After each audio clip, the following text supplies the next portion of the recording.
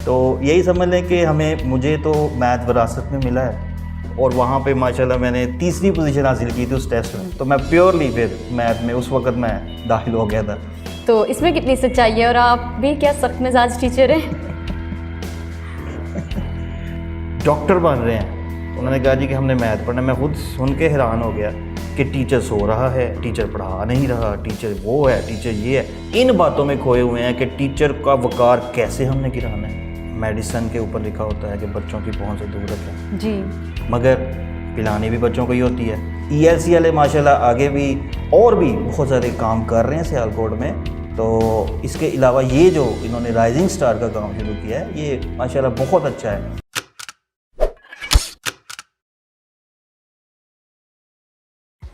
अस्सलाम वालेकुम, welcome to rising star और मैं हूं आपकी होस्ट सैयदा निगार फातिमा। और आज हम जिनसे बात करेंगे वो गवर्नमेंट एम्प्लॉय हैं, मैथ्स टीचर हैं और अपनी ज़िंदगी का ज़्यादा हिस्सा बच्चों को मैथ्स करवाते हुए गुजार चुके हैं और गुजार रहे हैं। और उनको प्रोफेसर मोहम्मद उनफमान के नाम से जाना जाता है। मज़ीद हम उनसे जानते हैं उन्हीं से। अस्सलाम वालेकुम सर। वालेकुम सलाम। सर कैसे हैं आप? माशाल्लाह ठीक ठाक। सर सबसे पहले तो बहुत शुक्रिया, आपने हमारे लिए टाइम निकाला। बहुत शुक्रिया। सर आपने अपनी लाइफ में ज़्यादा टाइम बच्चों को मैथ्स पढ़ाते हुए गुजारा है। ऐसा ही है। तो आप तो हिसाब के माहिर होंगे। तो हम सबसे पहले आपसे ये पूछना चाहते हैं कि आपको ये बचपन से ही मैथ्स में दिलचस्पी थी या बड़े होने के बाद मैथ्स की तरफ आपको किस्मत ले गई? असल में मैथ की थोड़ी सी हमारी बैकग्राउंड हिस्ट्री भी है जो मेरे वालिद साहब अक्सर मुझे सुनाते रहते हैं कि जब वो छोटे थे मेरे वालिद साहब, तो उनको जब कोई मैथ का मसला होता था तो वो मेरे दादा अबू से, यानी कि वो अपने अबू वालिद साहब से मैथ के बारे में हेल्प लेते थे। और उसमें आपको सबसे इंटरेस्टिंग मैं जो आपको बताना चाह रहा हूँ बात कि मेरे दादा अबू बिल्कुल पढ़े लिखे नहीं थे। अच्छा। मगर मैथ के वो माशाल्लाह इतने माहिर थे कि मेरे अबू बताते हैं, हालांकि मैंने अपने दादा अबू को नहीं देखा भी नहीं हुआ, तो मेरे अबू बताते हैं कि कोई भी प्रॉब्लम आती थी हमें मैथ के रिलेटेड, कैलकुलेशन की, प्लस माइनस मल्टीप्लाई डिवाइड, तो वो इजीली हमें बता देते थे। अच्छा। तो यही समझ लें कि मुझे तो मैथ विरासत में मिला है। तो बचपन से ही शौक़ था मैथ का। जैसे जैसे बड़े हुए तो मैथ से रिलेटेड, असल में जब मैंने BSc की तो उसके बाद मैं जब लाहौर गया था अपनी हायर एजुकेशन के लिए, तो मेरा प्रोग्राम था स्टैटिस्टिक्स में जाने का। और मैंने अप्लाई भी स्टैटिस्टिक्स में किया था। तो FC कॉलेज में चूँकि स्टैटिस्टिक्स नहीं था तो मैंने वहाँ पे मैथ में अप्लाई कर दिया। अच्छा। तो मैथ, हालांकि मैं अपनी प्रेपरेशन GC में करके गया था स्टैटिस्टिक्स की, और उस दिन पता चला जी कि मैथ का टेस्ट है। मैथ तो मैं जैसे बता रहा हूँ कि बचपन से ही शौक़ था, मगर मैं इंटरेस्ट चेंज करना चाह रहा था। स्टैट कर तैयार करके गया हूँ, वो दिया टेस्ट, मगर उधर मैथ का था FC कॉलेज में, तो वो ऐसे ही जाके टेस्ट दे दिया और वहाँ पे माशाल्लाह मैंने तीसरी पोजीशन हासिल की थी उस टेस्ट में, ज़बरदस्त, बगैर तैयारी के। और जिसकी तैयारी करके गए थे स्टैटिस्टिक्स, उसमें नाम ही नहीं आया मेरा। चलें, ये तो फिर हो गया कि आप एक्सीडेंटली तौर पे आप मैथ्स प्रोफेसर बन गए। सर आपने अपनी प्रोफेशनल लाइफ का आगाज़ कब किया था और क्या आपने अपनी प्रोफेशनल लाइफ का आगाज़ एज अ टीचर ही किया था? प्रोफेशनल लाइफ असल में ये है कि मेरे वालिद साहब भी प्रोफेशनली टीचर ही हैं। अच्छा। और वो 2007 में रिटायर हो चुके हुए हैं। वो भी गवर्नमेंट एम्प्लॉय ही थे। तो उनके पास बच्चे आते थे पढ़ने के लिए, समझ ले कि जब वो पढ़ाते थे तो हम भी अपना साथ ही पढ़ते थे, मगर ज़हनी तौर पे हम यही सोचते थे कि ये मेरी स्टूडेंट है। जो वालिद साहब के स्टूडेंट्स होते थे मेंटली तौर पे, हालांकि वो मेरे क्लास फेलोज थे सारे बच्चे स्टूडेंट जो होते थे, मगर होता क्या था कि सबक उनका मैं ही सुनता था। राइट। तो इससे ये था कि वहाँ से थोड़ा सा माइंड में बैठ गया कि टीचर अच्छी फील्ड है। तो जैसे हम बड़े हुए, जब मैं MSc करके आया लाहौर से, 2003 का वाक़या है, तो यहाँ पे आते ही कोशिश तो यही होती है हर एक की, अगर MSc की है तो गवर्नमेंट जॉब मिल जाए। तो उस वक्त अवेलेबल नहीं थी जॉब्स वगैरह, कुछ अंदाज़ा भी नहीं था। तो फिर मैंने एक छोटी सारी एकेडमी शुरू की। ये हमारे यहाँ के राइजिंग स्टार के ही तो चैनल को चला रहे हैं, इन्हीं के साथ मैंने एकेडमी स्टार्ट की थी। तो यानी कि इन्होंने मुझे बेसिकली यहाँ तक पहुँचाया कि मैं एक प्रोफेसर की फील्ड में जा सकूँ। स्टार्ट मैंने इनके साथ ही किया था। तो ये 2003-04 की बात है जब हमने स्टार्ट किया, और माशाल्लाह हम काफ़ी अच्छा इनके साथ काम किया, हमने बड़ा मज़ा आया। सर जब आपने मैथ्स वगैरह एमएससी कर के इधर सियालकोट वापस आए तो आपके पास काफ़ी ज़्यादा ऑप्शंस थे, ज़रूरी नहीं था कि आप टीचिंग की फ़ील्ड को ही सिलेक्ट करते। तो फिर आपने टीचिंग की फ़ील्ड को सिलेक्ट क्यों किया? असल में जब मैं एमएससी मैथ करके आया हूँ लाहौर से वापस, तो इंटरेस्ट डेफिनेटली मैथ में था। तो हालांकि जब मैं वहाँ पे था लाहौर में, तो वहाँ पे मेरे कज़न्स थे जो वहाँ पे हॉस्टल के नज़दीक ही रहते थे। तो शाम को वो मेरे पास आ जाता था, वो एफएससी का स्टूडेंट था। अच्छा। तो एफएससी का जो मैथ था ना, मैं ही उसे पढ़ाता था। तो थोड़ा बहुत यहाँ से एक्सपीरियंस लिया मैंने पढ़ाने का, मगर एक प्रोफेशनल नहीं था उसको पढ़ा रहा कि शाम को आ जाता है, बैठ जाते हैं, गपशप हो जाती है। तो इस तरीके से फिर जब मैं आया यहाँ पे, तो यहाँ पे मेरे पास कंप्यूटर फील्ड की ऑप्शंस थी।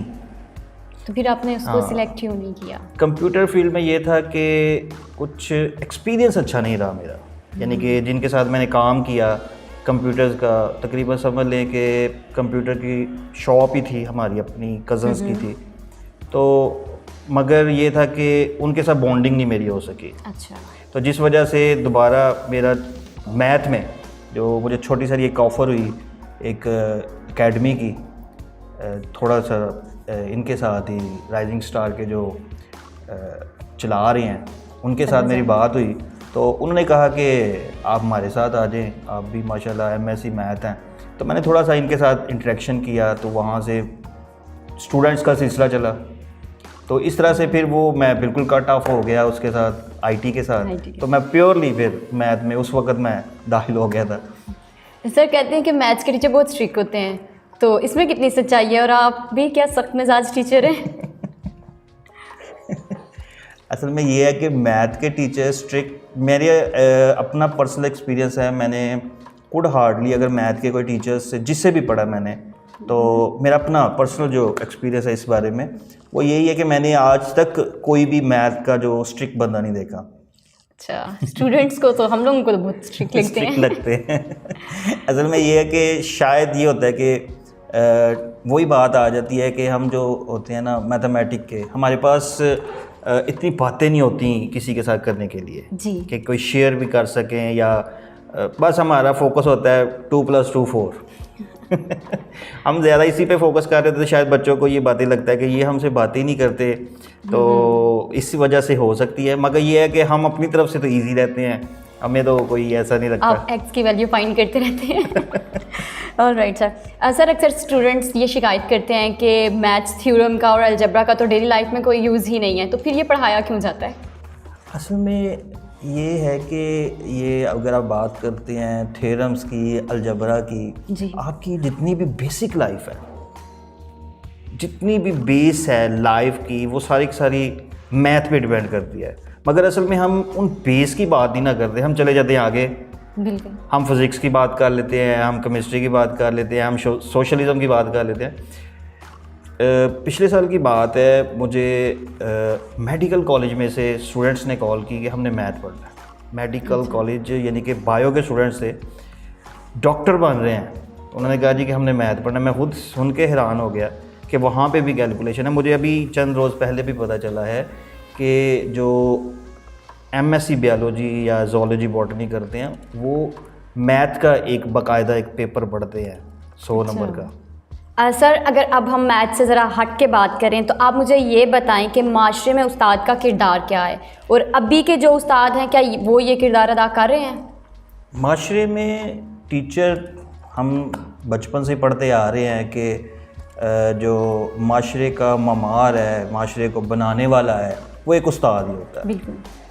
उस्ताद ही माशरे में बिगाड़ पैदा करता है, कर सकता है या करता है, जो भी है व्हाट्सएवर। तो माशरे में जो भी, अगर आप इस माशरे को अगर आप कामयाब बनाना चाहते हैं, तो सबसे पहले तो टीचर की रिस्पेक्ट बहुत ज़रूरी है। बिल्कुल। तो टीचर की जिस माशरे में टीचर की रिस्पेक्ट ख़त्म हो जाती है, तो वो माशरा तरक्की नहीं कर सकता। ये तो पक्की बात है। तो सबसे पहली बात ये है कि हमें यानी कि एक वर्ड ये होना चाहिए कि टीचर ने ही इसको बनाना है। बिल्कुल। और हम ये सोचें कि हम इसकी रिस्पेक्ट करें, ये ना सोचें कि टीचर क्या कर रहा है। ऑलराइट। टीचर अपनी तरफ से जो भी करता है वो भलाई के लिए करता है। बिल्कुल। मुझे नहीं लगता कि कोई भी टीचर ऐसा हो कि जो बच्चों के साथ उसके बुराई कर रहा हो। ऐसे ही है। टीचर की 100% कोशिश होती है। अब ये कहती है जी कि टीचर पढ़ा नहीं रहा, क्लास में बैठा हुआ है, सोया हुआ है, ये गलत बातें हैं। हम टीचर की रिस्पेक्ट करना जब शुरू कर देंगे वो चीज़ है जो हमें ऊपर लेके जा सकती है। बिल्कुल। हमने असल में इन बातों को सोच के ना कि टीचर सो रहा है, टीचर पढ़ा नहीं रहा, टीचर वो है, टीचर ये है, टीचर को हमने पॉइंट आउट कर दिया है जो सबसे हमारा नेगेटिव पॉइंट है। अगर हम इस बात के ऊपर फोकस करें कि हमने सिर्फ रिस्पेक्ट करनी है, जिस बंदे की इज्जत की जाएगी वो डेफिनेटली अपना वर्कआउट ज़्यादा करता है।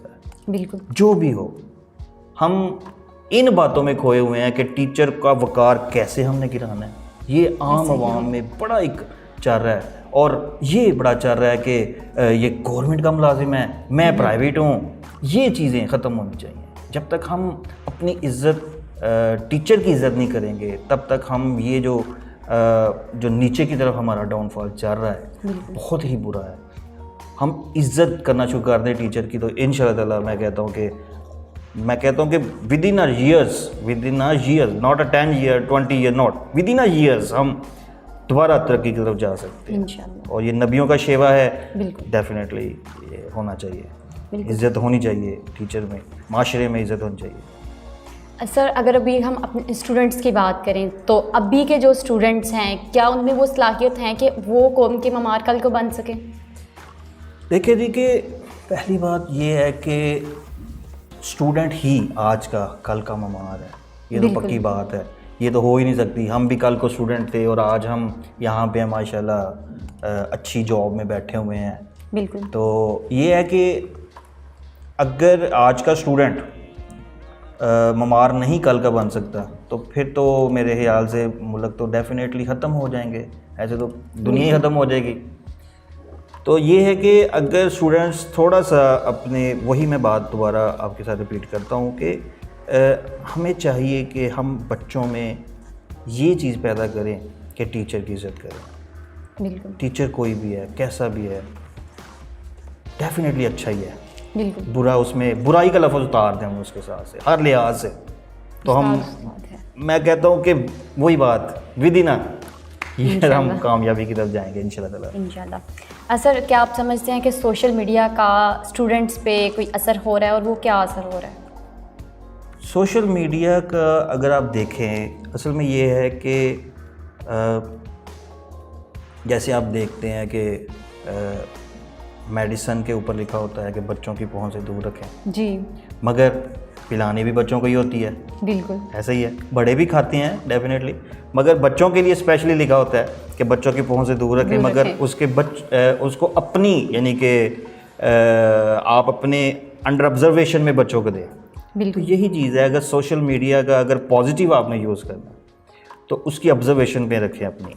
जब तक आप बड़े जो हैं उसको ऑब्ज़र्व नहीं करते कि बच्चे क्या कर रहे हैं, हम उनको मोबाइल दे रहे हैं, बच्चा वो कोने में बैठा जो मर्ज़ी कर रहा है, जो मर्ज़ी यूज़ कर रहा है, गेम खेल रहा है, हमें क्या पता गेम खेल रहा है। बिल्कुल, ये तो बात है ना। तो अगर हम इस चीज़ पे फोकस करें कि हमने ही इसको बताना है, हम बड़े हैं इसके, जब तक हम अपना बड़ापन छोड़ देते हैं बच्चों के आगे, बच्चा, देखिए मैं आपको बात करता हूँ, बच्चे को आप कहते हैं जी कि 1 मरतबा बच्चा नहीं कहना मानता, 2 मरतबा नहीं मानता, 3 मरतबा, बड़े कहते हैं जी ये है इट। जी बिल्कुल ऐसे ही। दैट्स नॉट गुड, ये अच्छी बात नहीं है। आपका अच्छापन ये है कि आप उसे जितनी कोशिश हो सके बातों में ही समझाएं। मार किसी चीज़ का हल नहीं होता। ऐसे ही मार जो है वो डेफिनेटली कौमों को तबाह व बर्बाद कर रही है, जिससे हाइपरटेंशन बढ़ रही है। अगर हम बातों में ही समझाएंगे, और एक मरतबा साइकेट्रिस्ट हैं डॉक्टर साहब, उनसे मेरी बात हो रही थी, वो कह रहे थे कि बच्चे को अगर कोई काम करवाना है ना, चाहते हैं आप, उस बात को रिपीट करते रहें। एक बच्चे को बार बार, जैसे कि मिसाल के तौर पर कोई बच्चा खाना नहीं खाता, उसे कहें खाना खाओ, बस ये कहना है आपने, या उसके सामने बैठ के खाने की तारीफ करनी है। यही चीज़ है। अगर आप उसको कामयाब करना चाहते हैं या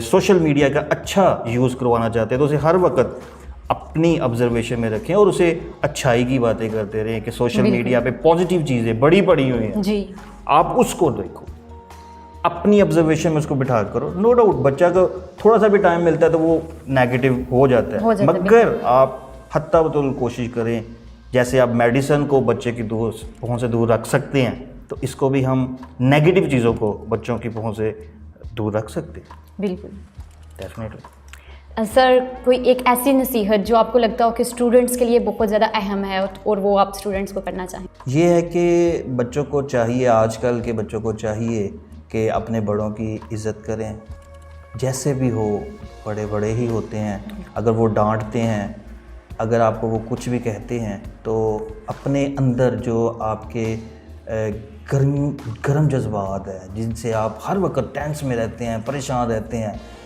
उनको दूर करें आप। ये बच्चों के लिए पैगाम रहेगा मेरा।